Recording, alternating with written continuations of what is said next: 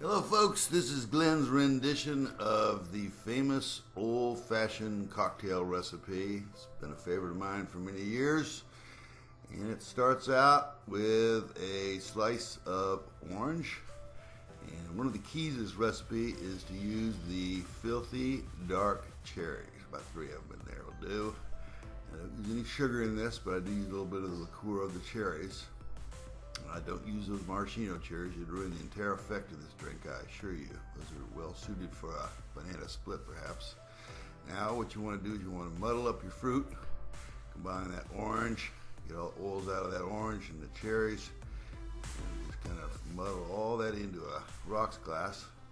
And after you have gotten a good mash on that, your next step is to use some of the, what I call aromatic cocktail bitters.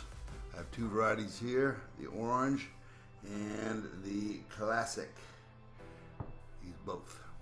They're a very important step in the process of this cocktail.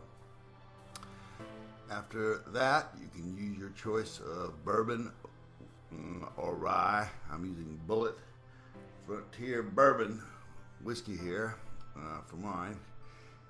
And we go ahead and add the appropriate amount of ice cubes to this cocktail, and as you can see, we're going to stir this around, and oh my gosh, this is really going to be heaven on earth. This is an old school drink that has become quite good, especially by a poolside or in an enjoyable spot. It's a Labor Day weekend, and we're getting ready to enjoy us up one of this fine cocktails. I certainly appreciate you stopping by and checking out exactly what we're doing here. You all have a safe holiday weekend and drink responsibly.